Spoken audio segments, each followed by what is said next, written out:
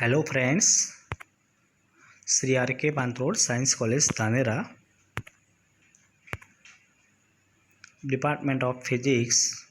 I am Tarun Darji, SY BSc physics sem 3 302 unit 2 part 3।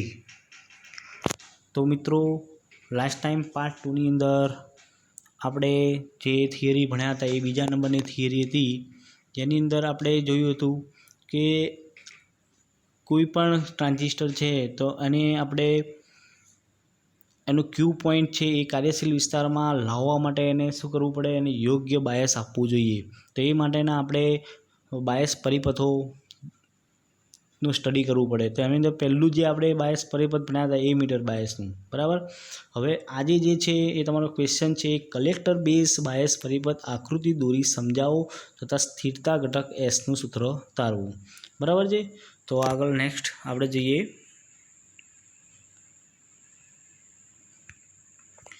તો અહીં તમારે પહેલાં તો સર્કિટ આપેલી છે કલેક્ટર બેઝ બાયસ પરિપથની, જેમાં તમે જોઈ રહ્યા છો કે અહીં આ જે ટ્રાન્ઝિસ્ટર છે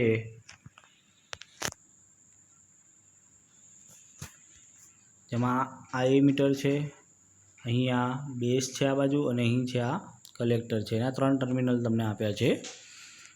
હવે તમે જુઓ તો જે એમીટર બાયસમાં આપણે જે જોયું હતું તેની અંદર જે આરબી જે હતું, આરબી રાઈટ, એ આ રીતે ઉપરની બાજુ કલેક્ટરમાં કનેક્ટેડ હતું, બરાબર છે, રાઈટ। બેટરી સાથે કનેક્ટેડ હતું, પણ અહીં આરબી છે એ કલેક્ટર સાથે કનેક્ટેડ છે। એટલે કે આકૃતિમાં દર્શાવ્યા પ્રમાણે વિશિષ્ટ સ્થિર માટેની સાદી પદ્ધતિ છે। અહીં આરબી બેટરી વીસીસી સાથે જોડવાના બદલે કનેક્ટર સાથે જોડવામાં આવે છે। એટલે એનો મતલબ શું થયું કે લાસ્ટ ટાઈમ જે આપણે જે એમીટર બાયસ પરિપથ હતું, બરાબર, એની અંદર તમે જોયું હતું કે જે આરબી હતું એ બેટરી સાથે કનેક્ટેડ હતું, અને અત્યારે તમે જુઓ છો કે આ જે કલેક્ટર બાયસમાં આરબી છે એ કલેક્ટર સાથે કનેક્ટેડ છે, રાઈટ, બેટરી સાથે કનેક્ટ નથી, એટલે કે વીસીસી સાથે અહીં કનેક્ટેડ છે। એટલે જે અહીંયા તમારો બીજો મુદ્દો લખેલો છે, એટલે કે અહીં ટ્રાન્ઝિસ્ટરના બેઝ માટે જરૂરી બાયસ, હવે જુઓ જરૂરી બાયસ શબ્દ છે, આપણે બાયસ આપવું જોઈએ, તો જરૂરી બાયસ છે એ કોણ પૂરું પાડે છે? વોલ્ટેજ કલેક્ટર, બરાબર। એટલે કે અહીંયા આગળ તમારે જો આ આઉટપુટ છે, તમે જુઓ આઉટપુટ અહીંયા આગળ તમે જુઓ કલેક્ટર સાથે કનેક્ટેડ છે, રાઈટ। તો અહીંયા આગળ કલેક્ટર છે એનો એ બાયસ પૂરું પાડશે, રાઈટ। હવે આપણે આગળ જઈએ। બીજું તો વસ્તુ તમને મેં આગળ બી સીસી વિશે સમજાવ્યું, આર એ લોડ રેઝિસ્ટન્સ કહેવાય આઉટપુટ સાઈડ, રાઈટ। હવે અહીંયા આગળ જે વોલ્ટેજ છે એ તમે જુઓ તો એ મીટર અને બેઝ વચ્ચેનો વોલ્ટેજ હશે, અને અહીં આગળ જે હશે એ તમારો હશે એ મીટર અને કલેક્ટર વચ્ચે વોલ્ટેજ હશે। અહીં આગળ જે પ્રવાહ હશે એ આઈબી પ્લસ આઈસી, જે પ્રવાહનું મૂલ્ય છે એ શું છે, તમે અહીંયા આગળ આઈબી પ્લસ આઈસી, એટલે કે બેઝ, કારણ કે અહીં હવે તમે જુઓ બેઝ છે કલેક્ટર સાથે કનેક્ટેડ છે, એટલે અહીં જે પ્રવાહ આવશે સિરીઝમાં આવશે, એટલે કે આઈબી અને આઈસી બંનેનો સરવાળો થશે। આપણે નોડ એનાલિસિસ પ્રમાણે આપણે જે KCL લાગુ પાડીએ, બરાબર, તો અહીં આગળ જે પ્રવાહ આવશે તમે જુઓ અહીંયા બંને અંદર જાય, બંને જો બહાર જાય છે, એક આઈબી આ જુઓ તમારે જશે, અને એક અહીંયા જુઓ એ પણ બહાર જશે પ્રવાહ, એ બી શું થશે તમારો આઈસી, એટલે થશે કે આઈબી વત્તા આઈસી, ઓકે। ચાલો નેક્સ્ટ। હવે આપણે વાત કરીએ તાપમાનની, જે આપણે પહેલી થિયરમાં અસ્થાયી જે તાપમાનનું પરિબળો જોયા હતા, અસ્થાયીકરણ, બરાબર। તો તાપમાન વધે તો એમ તમને આઈસીયુ એટલે કે લીકેજનું મૂલ્ય, લીકેજ પ્રવાહનું મૂલ્ય વધે, આઈસીયુ વધે એટલે બીટાનું મૂલ્ય વધે, અને બીટાનું મૂલ્ય વધે એટલે આપણું જે સમીકરણ હતું બીજા નંબરની પોઈન્ટ્સની અંદર કે આઈસી બરાબર beta IB plus beta plus 1 ICO. તો તમે જુઓ છો કે આ તાપમાન વધારવાથી આ બંનેના મૂલ્યમાં પણ વધારો થશે, એટલે કે આઈસીમાં પણ વધારો થશે, રાઈટ। તો જો આઈસીનું મૂલ્ય વધે તો વીસીમાં ઘટાડો થાય છે, બરાબર। એટલે જો તમે કલેક્ટર પ્રવાહનું મૂલ્ય વધે તો આઉટપુટ સાઈડ મેં તમને વાત કરી કે અહીં આગળ એક વીસીઈ, બરાબર, એટલે કે કલેક્ટર અને એ મીટર વચ્ચેના જે વોલ્ટેજ છે એનું મૂલ્ય પણ શું થશે? ઘટશે, કારણ કે આઈસીનું મૂલ્ય વધે છે, પ્રવાહ વધે છે, એટલે વોલ્ટેજ ડ્રોપ પણ અહીંયા ઘટે છે, એટલે કે વીસીનું મૂલ્ય ઘટે છે। તો કયા કારણથી? તો તમે જુઓ કે તમે વીસી બરાબર લખ્યું છે વીસીસી માઇનસ આઈસીઆરએલ, માઇનસ આઈસીઆરએલ કેમ? કારણ કે આઈસીની ડાયરેક્શન મેં તમને પહેલાં પણ કહ્યું એ ઉપરની તરફ છે આ રીતે, રાઈટ। અને તમે અહીંયા કેવીએલ લાગુ પાડો છો, એ છે ઇક્વેશન એ કેવીએલનું હતું, તો કેવીએલનું ઇક્વેશન લાગુ પાડો તો તમને અહીં આગળ મળશે કે વીસી બરાબર વીસીસી એટલે બેટરી, અને માઇનસ એટલા માટે કે એની ડાયરેક્શન છે એ ઉપરની તરફ છે, રાઈટ, વિરુદ્ધ દિશામાં છે. વિરુદ્ધ દિશામાં હોવાને કારણે માઇનસ થશે, એટલે માઇનસ આઈસી ઇન્ટુ આરએલ. અહીંથી વીસીના ઘટાડાથી હવે જો વીસીનું મૂલ્ય ઘટી જાય તો વીબી પણ ઘટશે. વીબી ઘટશે એટલે કે તમે જુઓ કે ઇનપુટ સાઇડ જે એ મીટર અને જે બેઝ વચ્ચેનો વોલ્ટેજ છે એ મીટર અને બેઝ વચ્ચેનો, અહીંયા આગળ તમે જુઓ છો, અહીંયા તમે ઇન્ડિકેટ કરીને બતાવ્યું છે, તો એનું વેલ્યુ પણ શું થશે, ઘટશે. તો અહીં વીસીના ઘટાડાથી વીબી ઘટે છે અને છેલ્લે આઈબી પણ ઘટે છે, કારણ કે વોલ્ટેજ ઘટી જાય તો પ્રવાહ પણ ઘટશે, કારણ કે બેઝ છે એ ઇનપુટ સાઇડ પણ છે બેઝ, એટલે એટલા માટે આઈબીનું મૂલ્ય પણ શું થશે, ઘટશે, અને આઈબી પણ ઘટે છે અહીં આગળ, રાઈટ. અને આઈબીનું મૂલ્ય ઘટે છે એટલે આઈસીનું મૂલ્ય પણ ઘટે છે. આથી કહી શકાય કે આ પરિપથ દ્વારા આપણે આઈસી એ તાપમાનના વધારા સાથે, આઈસી જે છે એ તમારા તાપમાનના વધારા સાથે ઝડપથી વધતો નથી. કેમ? કારણ કે તમે એની આગળ તમે બીજા બે સ્ટેપ જુઓ, તમે વોલ્ટેજ આઉટપુટના વોલ્ટેજ એટલે કે વીસી પણ ઘટે છે અને ઇનપુટ એટલે કે વીબી પણ ઘટે છે, ત્યારે પછી આઈસી ઘટે છે. એટલે અહીંયા શું લખે છે કે ઝડપથી વધતો નથી અને નિયંત્રિત થાય છે. તો આ કોના કારણે થયું? તો આ તમે જુઓ, તમે આરબી છે એ કલેક્ટર સાથે કનેક્ટેડ છે. ઓકે, આરબી પહેલાં જ બેઝ છે, આપણે આખો પરિપથ બદલી નાખ્યો, બરાબર. એટલા માટે શું થશે, અહીંયા આગળ તમને આઈસીનું મૂલ્ય નિયંત્રિત જોવા મળશે. જો અત્યારે હવે જે આપણે ઘટના બોલે એનો એક તમે જુઓ તો સિમ્બોલની રીતે જુઓ તો જુઓ,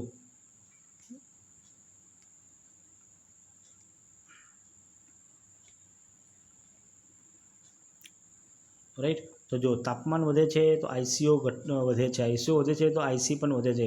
પણ હવે તમે સામે જુઓ, વીસી અને વીબી ઘટે છે તો એ બંને કોને ઘટાડશે, બેઝ પ્રવાહને ઘટાડશે, અને બેઝ પ્રવાહ ઘટશે તો ને તો તમને પહેલાં પણ વાત કરી છે આઈસી ઘટે, કારણ કે પેલું મેઇન સૂત્ર છે તમારું આઈસી વાળું, બીટા એબી વાળું, બરાબર. તો અહીં મેં લખ્યું છે કે નિયંત્રણ, તો આ રીતે તમને નિયંત્રણ જોવા મળે છે, આ રીતે આ પ્રકારના પરિપથથી.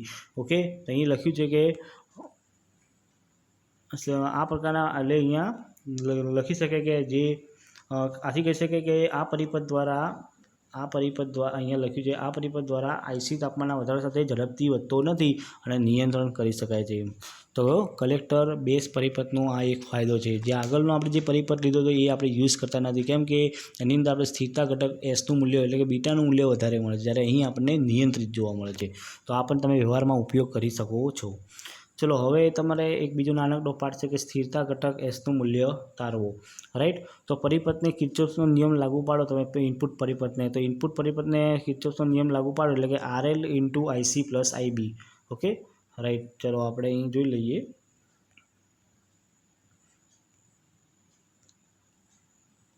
Okay, right. તો આ તમારું ઇનપુટ સાઇડ થશે આખું આરએલ, જે તમારું ઇનપુટમાં તમે લાગુ પાડશો કેવીએલ, તો તમને આ જે સૂત્ર અહીંયા લખ્યું છે એ પ્રમાણે મળશે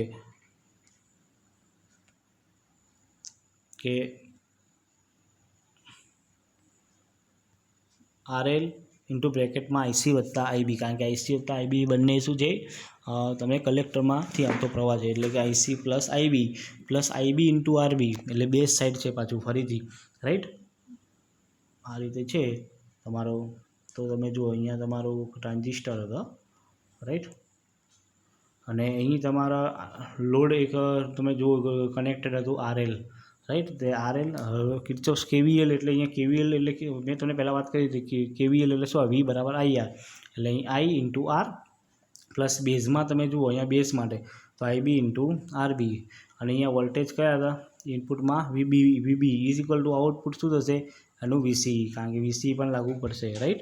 હવે એને આપણે શું કરીશું, તો તમે અહીંયા જુઓ તો આરએલ છે અને એની સાથે આરએલ ઇન્ટુ આઈસી કાઉન્સ છોડો. હવે તમે જુઓ કે અહીંયા આરએલ છે તો તમે અહીંયા પણ આઈબી જુઓ અને અહીંયા પણ આઈબી જુઓ, અને આઈબી કોમન કાઢશો એટલે તમને મળશે શું, આરએલ વત્તા RB into IB, is equal to VB અને is equal to plus VB is equal to VC. હવે આપણે સ્થિરતા ઘટક એસની વ્યાખ્યા પ્રમાણે શું હશે, તો ડીઆઈસી ભાગ્યા ડીઆઈસીઓ, એટલે કે ઉપરના સમીકરણનું કલેક્ટર પ્રવાહ આઈસીની સાપેક્ષે તમે વિકલન કરો તો તમને આરએલ, હવે જો તમે વિકલન કરશો એટલે તમને શું મળશે, આનું આ આખી આ સમીકરણનું, તો આઈસીની સાપેક્ષે વિકલન કરો એટલે 1 થઈ જશે. હવે આની અંદર તમે જુઓ આ તો અચલ છે, પણ આ જે છે એ તમારું વેરિયેબલ થશે, કારણ કે આઈબીનું મૂલ્ય સતત બદલાતું રહે છે. એટલે અહીંયા ડીઆઈબી ભાગ્યા ડીઆઈસી, જ્યારે આ બંને ફેક્ટર છે એ શું છે, વોલ્ટેજ છે પ્રોડ્યુસ થાય છે, એ શું થશે, આ પ્રોડ્યુસ થાય છે, જ્યારે આ છે તમારો ફિક્સ વોલ્ટેજ છે, મૂળ બંને અચલ છે. નીચે લખ્યું છે અહીંયા આગળ કે વીસી અને વીબી અચલ છે, તો તમને ફાઇનલી શું મળશે, તો તમે જુઓ તો તમે ડીઆઈબી ભાગ્યા ડીઆઈસીને સૂત્રોના કરતા બનાવો તો તમે સમીકરણ 2 પ્રમાણે માઇનસ આરએલ ભાગાકારમાં આરએલ વત્તા આરબી મળશે. ઓકે, હવે સી એમ્પ્લીફાયર માટે આપણે બધા જાણીએ છીએ કે સી એમ્પ્લીફાયર માટે IC is to beta plus IB plus beta plus 1 ICO. આ પહેલાં બી સમીકરણ એક ઇમ્પોર્ટન્ટ છે. હવે એનું આપણે આઈસીની સાપેક્ષે વિકલન કરીએ તો અહીંયા જુઓ, અહીંયા 1 લખ્યું છે, રાઈટ. તો અહીં beta DIB plus DIC plus beta plus 1 ડીઆઈસીઓ અપોન ડીઆઈસી, 1 એમના એમ beta DIB DIC plus beta plus 1. હવે આપણે જાણીએ છીએ કે એસની વ્યાખ્યા પ્રમાણે સ્થિરતા ઘટક ડીઆઈસી ભાગ્યા ડીઆઈસીઓ, જે અહીં વ્યસ્ત પ્રમાણ છે એટલે અહીં શું થશે, 1/s થશે.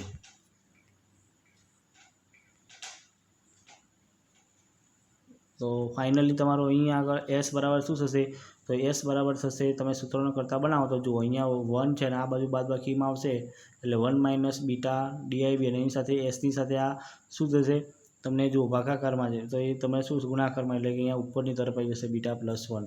તો ફાઇનલી તમને જે ત્રીજા નંબરનું સૂત્ર મળ્યું એ સ્થિરતા ઘટકનું આ રીતે મળશે, રાઈટ, કે એસ બરાબર બીટા પ્લસ 1 ભાગાકારમાં 1 minus beta into DIB upon DIC. હવે આ ફોર્મ્યુલાને થોડું તમે આ રીતે લખો તો સમીકરણ 2માંથી ડીઆઈબી અપોન ડીઆઈસીનું મૂલ્ય તમને મેળવવાનું છે, તમારે મૂકવાનું છે. તો ડીઆઈબી ભાગ્યા ડીઆઈસી તે સમીકરણ 2માં આપણે અહીં તારવ્યું હતું, જો આવી રહ્યું તમારે સમીકરણ 2માંથી, રાઈટ. તો એનું મૂલ્ય છે માઇનસ આરએલ ભાગ્યા આરએલ પ્લસ આરબી. હવે એ વેલ્યુ તમે અહીં મૂકશો, જે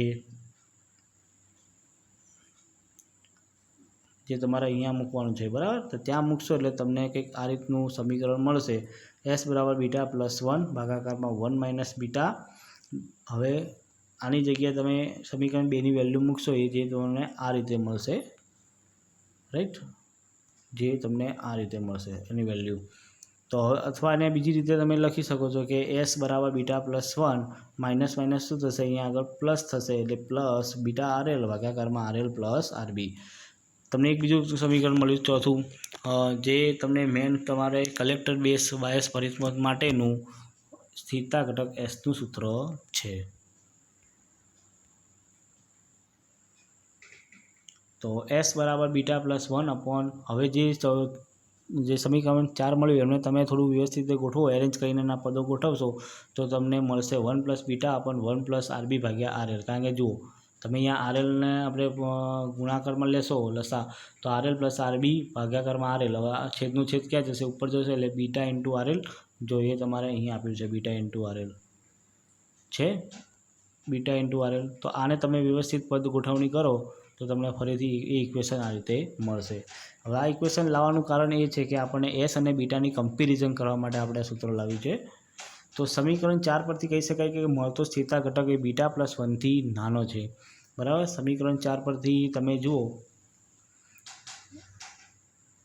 તો તમારું જે આ એસનું મૂલ્ય છે બીટા પ્લસ 1થી નાનું છે, બરાબર. અહીં આરબીનું મૂલ્ય ઘટાડીએ, હવે તમે બેઝ રેઝિસ્ટન્સનું મૂલ્ય ઘટાડો તો તમે શું થાય, અને આરએલનું મૂલ્ય વધારો એટલે કે લોડ રેઝિસ્ટન્સનું મૂલ્ય વધારો તો તમને એસનું મૂલ્ય ખૂબ જ નાનું મેળવી શકાય છે. તો આ પ્રકારના પરિપથમાં તમને 2 ફેક્ટર છે, બરાબર.